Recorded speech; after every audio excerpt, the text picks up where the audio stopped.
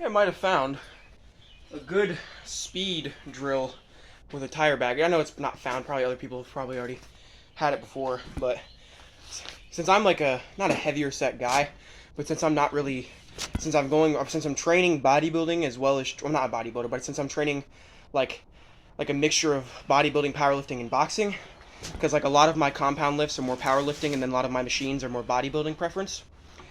Since I'm doing boxing, it's harder for me to get speedy, right? Harder for me to bounce around without looking like this after 20 minutes.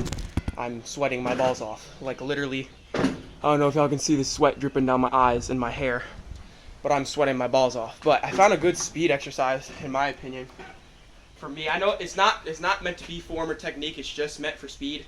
It's kind of like those where they're not really meant for anything, but it's just meant for speed, especially because I'm a little bit slower than most people, especially because I weigh 170 and I'm fairly new to the boxing, so the boxing thing is harder for me because I'm mostly, I can't remember. I'm mostly, before this I was mostly training a mixture, like power building, we'll say power building. I was mostly training power building, but going from power building to boxing, it's very interesting because one, I don't have a whole bunch of stamina. I look like a sweaty mess after 20 minutes, and two, my fast twitch muscle fibers are not as strong as most boxers, but what I found that kind of helps me, gets me in a sweat, helps me build my speed, is I push the bag and then I try to keep it upwards without it coming back down. So let me do that again without talking, because now you all know what I'm talking about. And it's really just speed, not any form or technique, just working on speed. Sometimes I'll be closer to have it more like this, and sometimes I'll be farther to reach more. So that's what I found helps me with speed. Well, what I'm going to start using that helps me with speed, I feel like.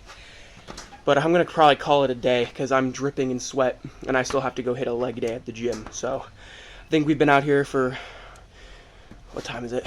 Because we started around 12:10.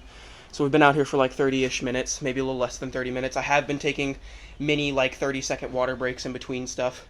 So we'll just say I did it for about 20-25 minutes. But I'm dripping sweat. I'm going to try to do a little bit of boxing like every day instead of like doing like a longer form like boxing every other day or like every 2-3 times a week. I'm going to try to get in like 15 to 20 minutes of boxing a day, so I'm hitting cardio as well. But when I did, because I did that before, I was starting to lose weight, so hopefully with this uppage of calories, like instead of eating 3,000, eating 3,500, I will not lose weight while doing the boxing for 20 minutes each day, because I get, holy moly, I'm dripping. Like, that is disgusting. Oh, you can't see it really. It's not glistening. I'm glistening, but you can't see it because it's a camera. But holy moly, I'm dripping in sweat right now.